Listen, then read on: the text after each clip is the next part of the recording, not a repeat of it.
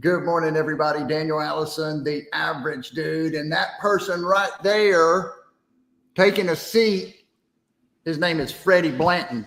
Freddie at Bobcat. Hola, buenos días, mis amigos. Mucho dinero today. There it is. There it is. Good morning. Welcome to the Energy Bus. We're here to get your mind right for a great day. No matter what you do, get your mind right. Hey, Fred, what's getting your mind right mean? Get your mind right. Get your mind right. You know, I think it involves maybe some preparation, maybe some attitude adjustment sometimes, maybe taking your energy from a 3 to a 7 on the way to a 10. Woo! Let's go, Antarctic Mike. Let's go!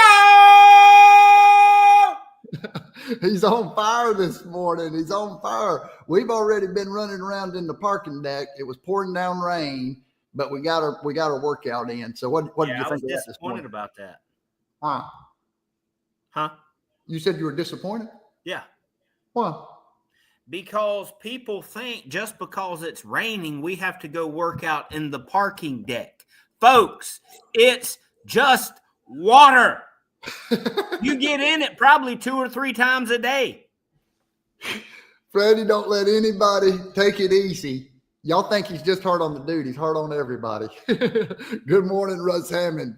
Good morning, Joe. Be sure I know. I'm getting better at that. I need to learn more so I can say more, you know?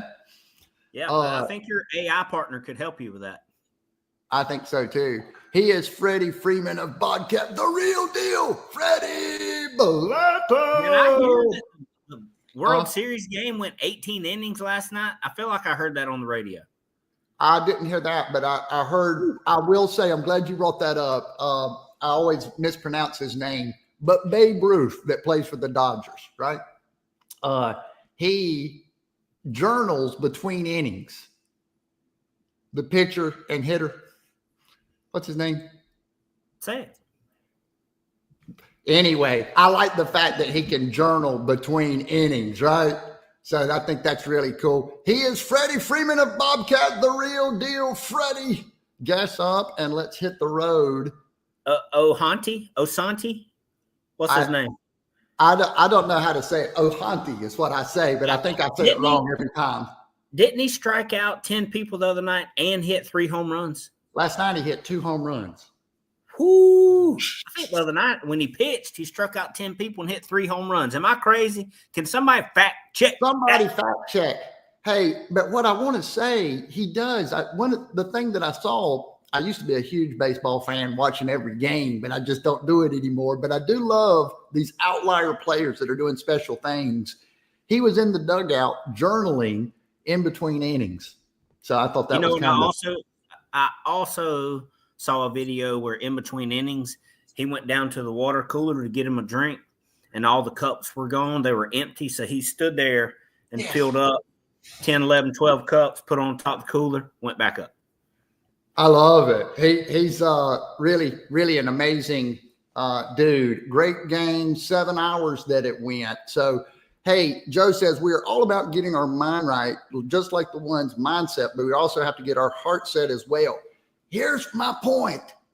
It's all when we say mindset, it's mind, it's heart. It is that heart. It is the emotional. It is the entire self, right? To me, mindset, it is emotional, and we have to keep control of all those things.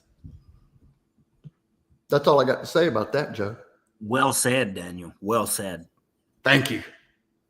I get excited about this stuff. I love having great people like Vicky Watts. Good morning on the bus. We've got great professionals that do a wide variety of things. We've got one common goal.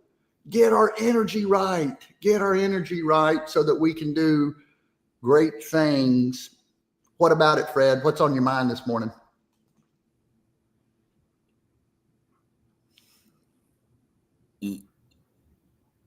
You want to talk about it? Let's talk about that. Getting in that room? Get in that room.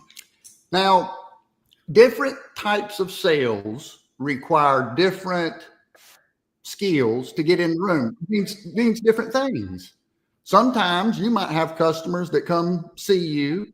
Sometimes you might have to go see that customer. Sometimes people might be calling, but everybody is trying to have a conversation to get around that person, to create proximity. I think about getting a job. It's a lot like sales. We've got to get on their radar. We've got to get in the room. We've got to get noticed. When we get a chance, when we get around them, we got to get them. We got to have the right energy. So yeah, big deal when it comes to prospecting and getting in the room. What comes to your mind when you think about getting in the room, Fred? Well, sometimes your product alone or the product reputation can get you in the room. That's a couple weeks ago, I had to speak on our sales call about, hey, what do I like about selling Bobcat equipment? And one of the things I mentioned was that Bobcat, the brand, the recognition, can most of the time get me in the room. Absolutely. Same thing when I worked with Waldrop Mechanical. Waldrop Mechanical did a great job with marketing. Over the years, people in this area, they knew who Waldrop Mechanical was, even though I was on the commercial side. And I always would have to say that because people would sing the jingle. It didn't matter. That name recognition, being a little bit familiar. So marketing, I've heard somebody here recently describe marketing as the weapons for the soldiers. The salespeople are the soldiers, and then they need weapons to go out there and fight the battle. So you have all of these different tools to help you execute. Well, what would you do if you're working for a smaller company, not super well known? The marketing is not hitting on much. How would somebody get in the room? I love that. Thank you for that question.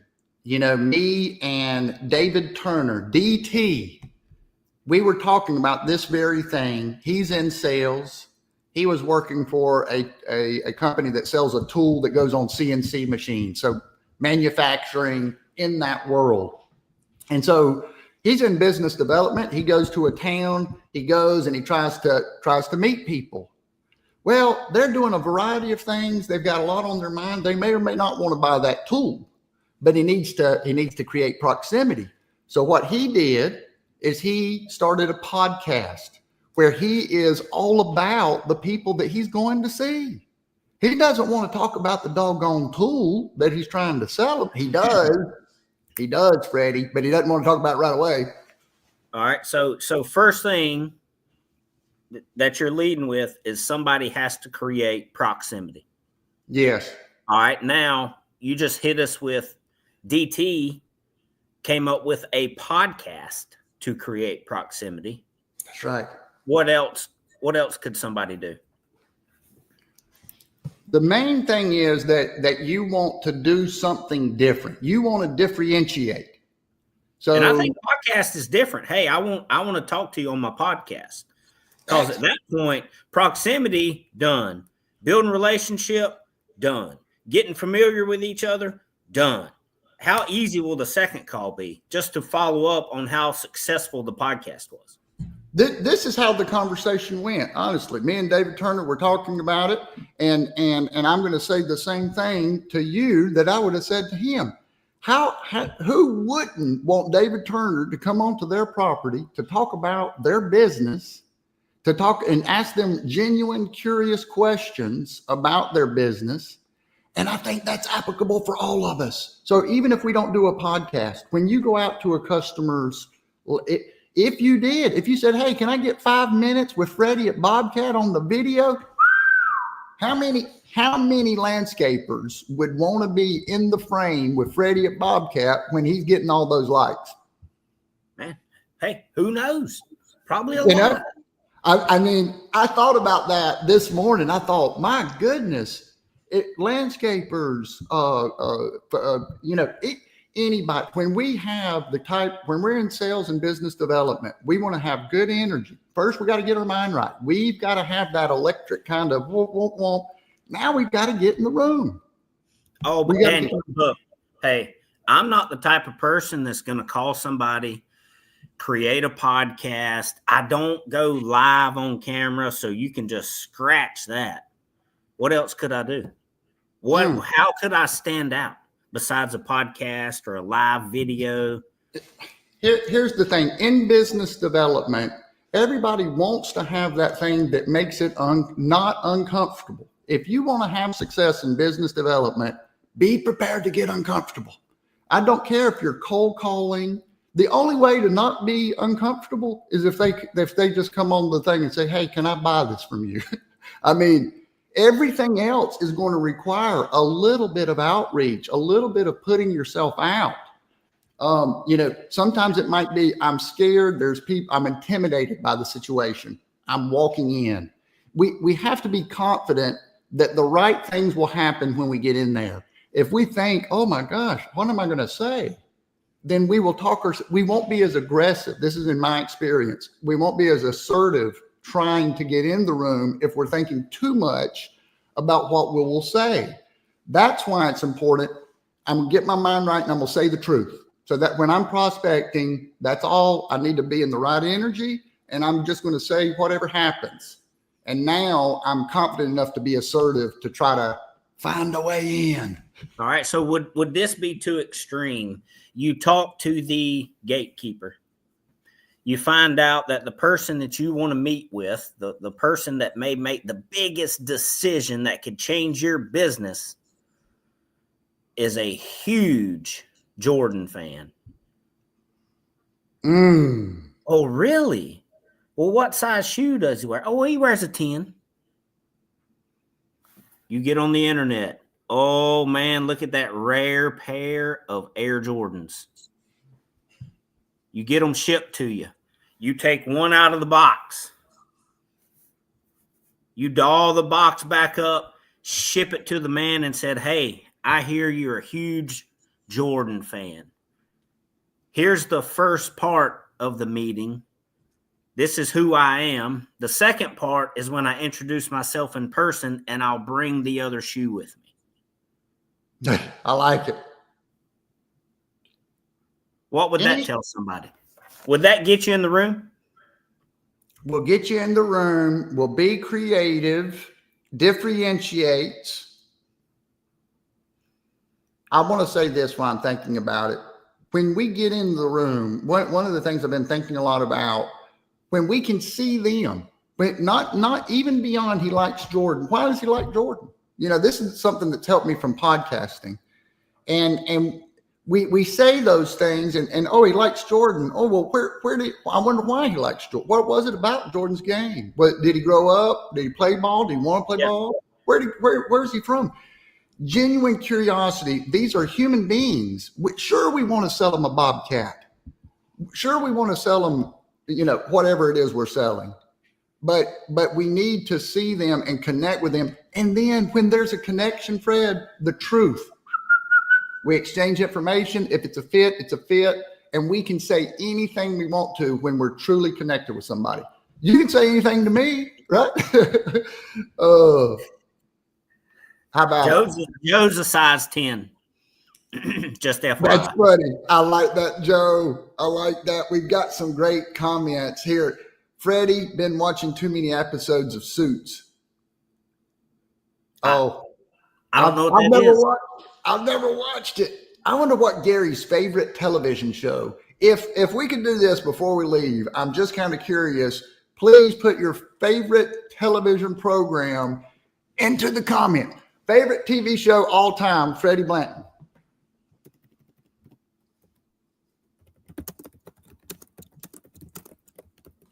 Oh,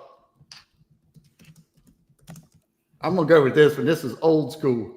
Little House on the Prairie. Hey, we've been watching it, man. We're back into it. Yeah. Oh my gosh, I'm gonna share something about Little House. I don't know about y'all, but when I'm watching something sentimental on the TV, sometimes I get something in my eye. Little House on the Prairie, man, it pulls at the heartstrings. It's a great show. My mom used to watch that show. we were tore up last night. Laura got bit by a raccoon. Did she? Yeah. Hey, Little House on the Prairie and Andy Griffith. Little House on the Prairie, and hey, these are some good ones. Look, Friends, good show. Now I didn't watch these older Survivor, Cheers, Emergency. Hey, look at that. Here's what we're talking about. This guy, like Jordan, he watches Emergency. Why do you think he watches Emergency? I don't know what that is. It's a show about like 911. And if you recall, DJ drove an ambulance. Right? So there's a reason that we like the things that we like. There's a reason that we get passionate about a pair of Jordans or watch Jordan and get excited. And it's really one question deeper. We are deep human beings. Everybody out there, everybody on this bus has a lot to them. And so when we ask that initial question, let's go one layer deeper, really connect, open up those pathways for truth to. Yeah, but just look at the example that we just did. We connected with everybody with one question about a TV show. Yes. We've all got one in our house. Some of us watch it more than others. Let's see what Vicky says. Hey man, Little House on the Prairie and Andy Griffith, we're out in the country where I live. Boom. All right, today we talked about getting in the room. Tomorrow, what do you do when you get in? Woo! I like that. How do we create the right type of right? It's a vibe. That's what you want when you walk in. Hey, it's like DJ. What do you think? Hey, just like Paul Pappy said, your name's on the list. Walk through the door. Let's go. You've got the truth. You want to share something good with them. They're going to be glad you're there. All right, get uncomfortable. Have a great day. We're going to see you right back here live, 7:55. Get your mind right.